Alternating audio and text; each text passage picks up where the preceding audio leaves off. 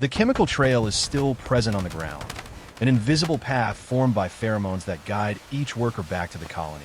But it begins to fragment as the ant, ADA SPP, moves forward. Volatile compounds evaporate quickly under intense heat, breaking the continuity of the trail and reducing navigation accuracy. In practice, each step now carries more uncertainty. The ant keeps moving at a constant pace, slightly adjusting direction as it crosses the hot ground. This behavior reduces exposure time to predators, but also decreases the ability to analyze the environment. Less analysis means a higher probability of error. The ground changes beneath its legs. Particles begin to give way. The terrain, once compact, becomes unstable.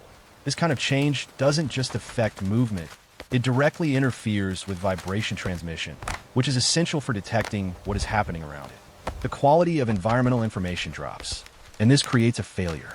The ant continues moving as its sensory system loses precision. Threat detection depends on the combination of chemical signals and ground vibrations.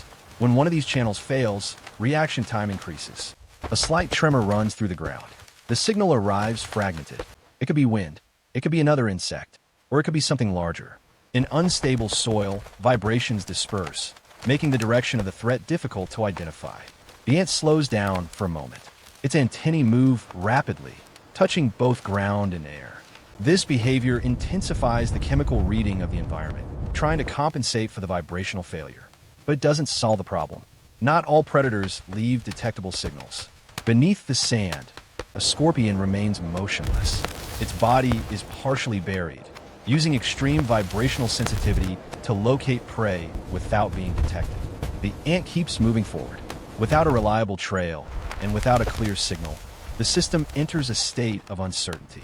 The default behavior is to keep moving, which increases the chance of entering directly into the attack zone. The stinger is already positioned. The scorpion doesn't move, but it is prepared. Its attack depends on speed and precision, triggered by rapid muscular contractions. The distance decreases. The ground gives slightly under the ant, reducing its actual speed. Now it is within range. The vibration pattern intensifies. The ant keeps moving as the ground transmits stronger signals, but still irregular ones. This happens because the scorpion does not move continuously. It makes small, almost imperceptible adjustments, fragmenting the vibrational pattern. The intensity increases, but the direction remains unclear. Without a clear threat vector, the ant keeps moving.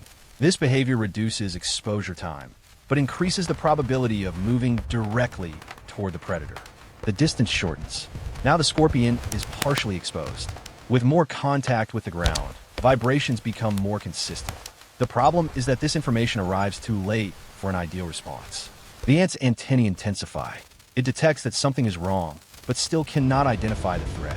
The scorpion moves forward a few centimeters. This movement is not pursuit. It is range adjustment. The attack depends on exact distance to function at maximum efficiency. Now, it is in the correct position. The ant changes direction abruptly.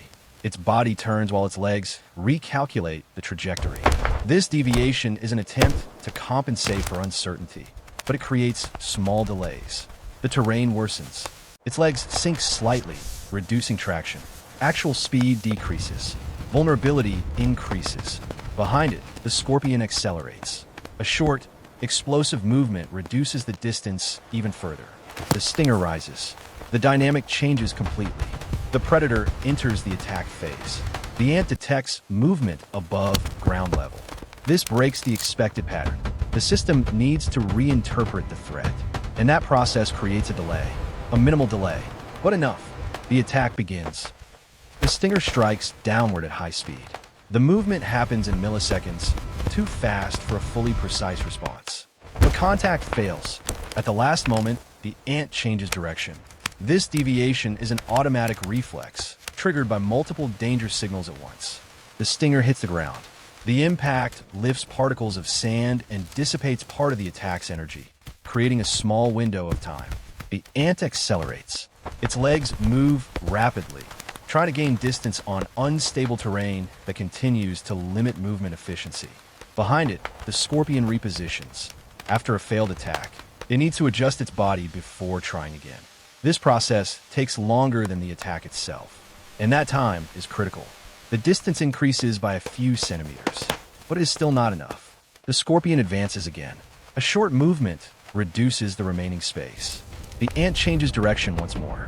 Its path becomes irregular, less predictable. The ground gives way again. One of its legs loses support for a moment. Speed drops. Risk returns to maximum. The stinger rises again. Now closer. More aligned. The ant keeps moving forward. Ahead, a crack in the ground appears. An open environment means total exposure. An unknown environment offers a chance. It enters. Its body disappears into the narrow opening. The scorpion tries to follow, but it cannot position the stinger within the confined space. The attack becomes unviable. It stops, evaluates, and retreats. The external threat ends. But the risk continues. Inside the fissure, the ant keeps moving. There is no trail. There is no light. There is no reference. The navigation system fails. Disorientation begins. Surviving the attack does not guarantee survival. The ant continues moving in the dark. Without direction, without a reliable system, it escaped the predator, but it may not escape the environment. At the individual level, this could be the end. But at the colony level, nothing changes. Ant colonies operate with extreme redundancy. The loss of individuals is part of the system. While one is lost, others continue. New trails emerge. The flow does not stop. In the end, it is not about defeating predators. It is about continuing to function despite them.